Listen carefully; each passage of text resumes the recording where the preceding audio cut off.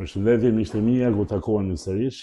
Jemi sot me Sibora Nasufin, studente në Turqi për biologji molekulare dhe gjenetikë. Mirë se erdhe Sibora dhe faleminderit që pranuat ftesën. Kam pas një kuriozitet ka hershëm edhe duhet ma shuni sot. Sa lek ju paguajnë për të marrë këtë çamin? Pafund. Pa fund. Nuk numërohet. Nuk numërohet. Po, pyetje që kemi marrë shpesh herë. Hera parë që e kam vënë çamin edhe nga komshinët në lagje. Pyetja më e frekuentuar, sa i paguajnë 2.000 euro, 3.000 euro? Po. Në fakt sa ju paguajnë? Nuk e tregojmë, e marrë të fshehur. Nuk e tregoj. Ja. Okay. Ju studioni jeni në shkollë të lartë tani, po, dhe do bëjni inshallah një shkencëtare e ardhshme. Inshallah. A shikoni marrjen e diplomën si një lloj trampoline për karrierë? Dhe zakonisht ju studentët, me sa kam vënë në re, mi fjalë shkoni dhe studioni vetëm për sezonin e provimeve. Nëse është kështu, për çfarë ju vlet diploma? Atëherë, mendimin tim varet se për çfarë po e merr diplomën.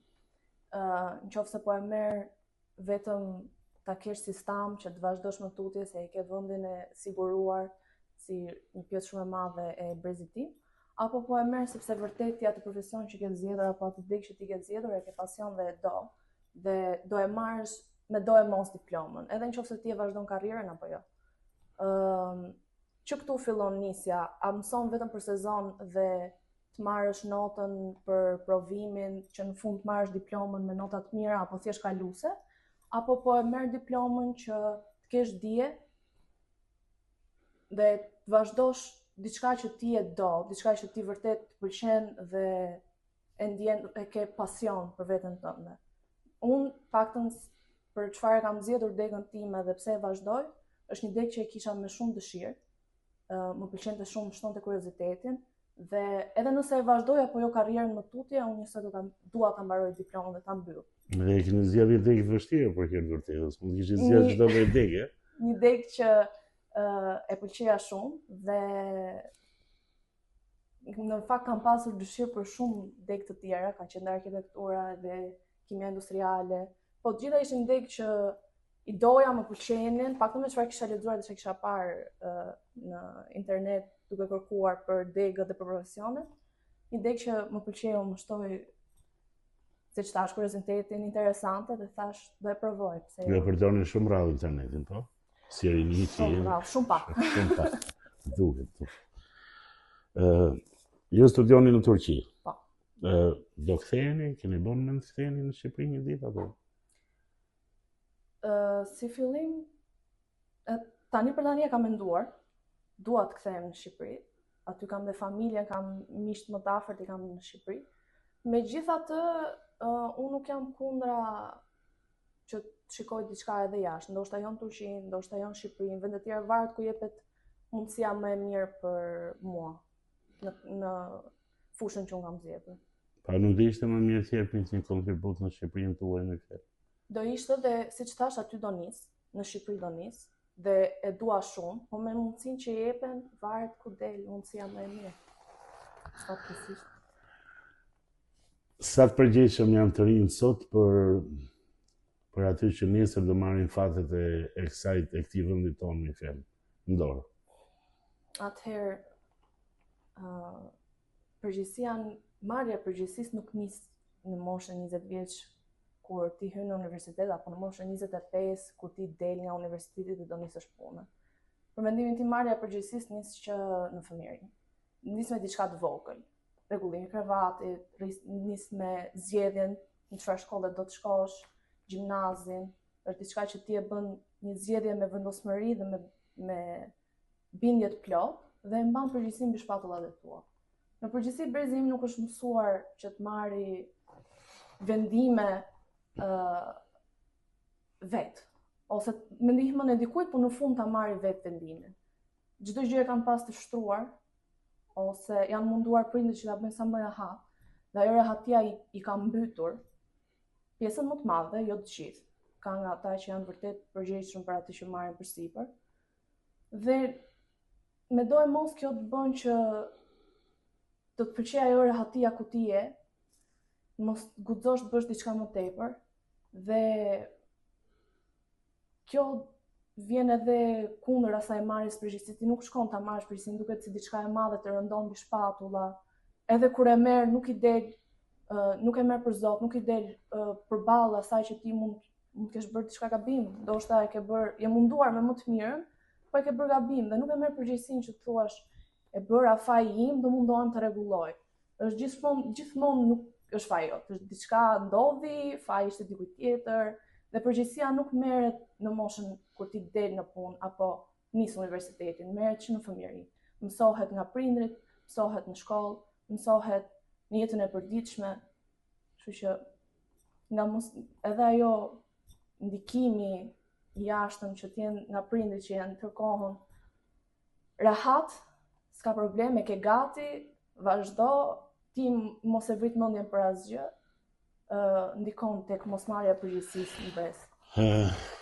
Unë tani njoh edhe personalisht prindërit e tuaj edhe me sa di edhe ato kanë bërë maksimumin që ti jesh rahat, me fjalë edhe të jesh gjithçka. Se ti po flet tani në përgjegjësi. Në përgjegjësi, po ti vetë ke marrë përgjegjësi në jetë?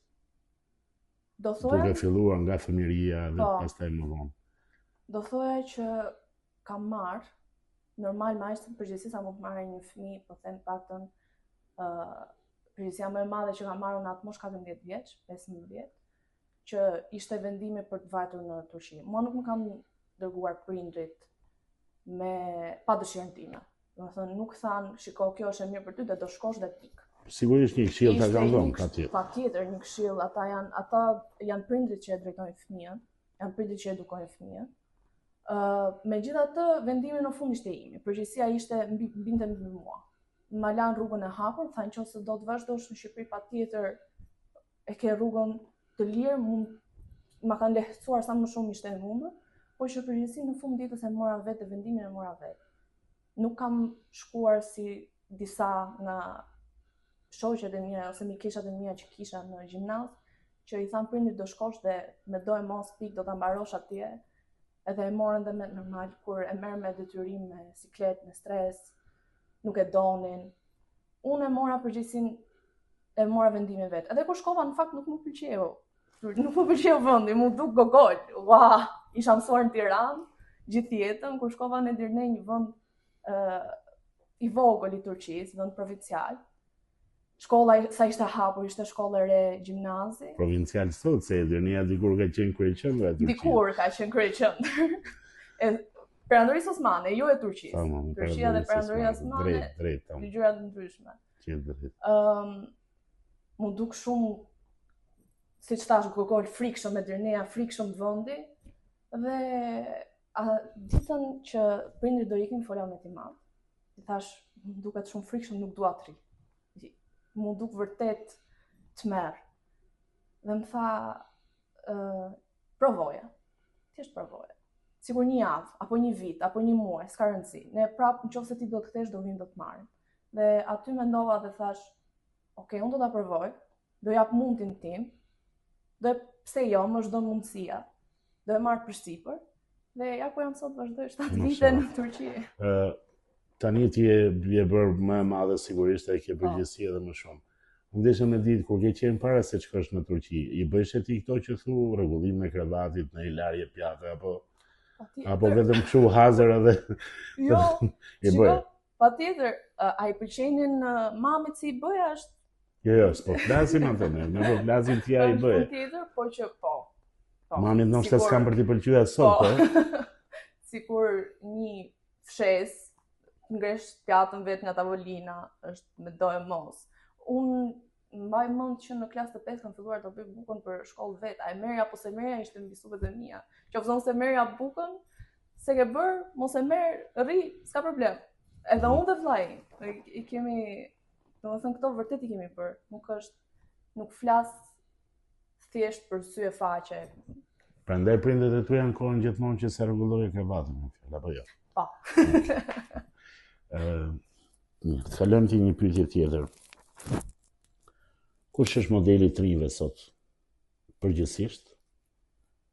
Edhe kush është modeli jot? Modeli i të rinjve është modeli më i aksesueshëm që ata kanë për momentin. Në telefon, influencerët që janë kudo në rrjetet sociale, si TikTok, si Instagram, nuk ka rëndësi.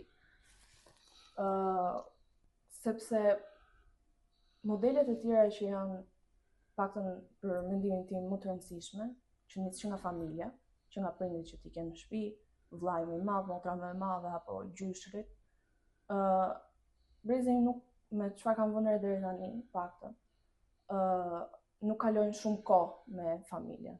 Dhe normal, modeli më i aksesueshëm dhe personat që janë më kollaj dhe të pëlqejnë më shumë në sy janë ata që ti shikon në telefon.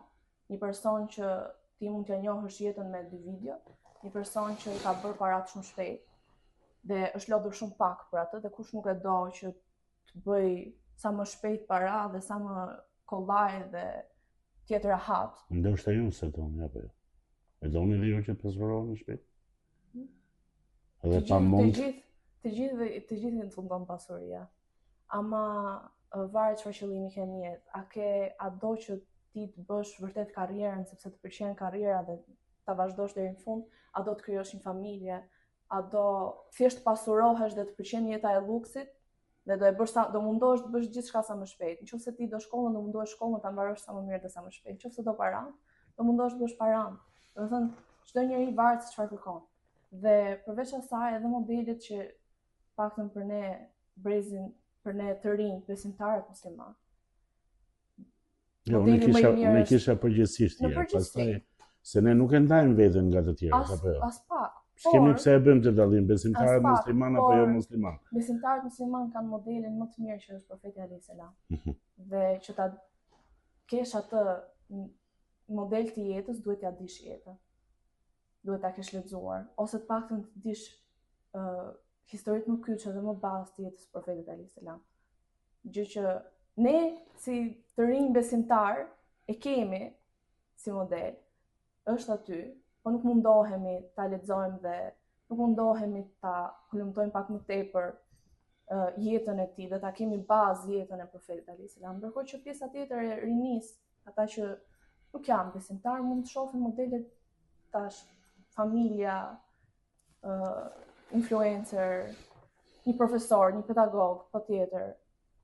Kurse ne kemi një modelin më të mirën e gjithë njerëzimit. Mësuesin e gjithë njerëzimit. Mësuesin e gjithë njerëzimit.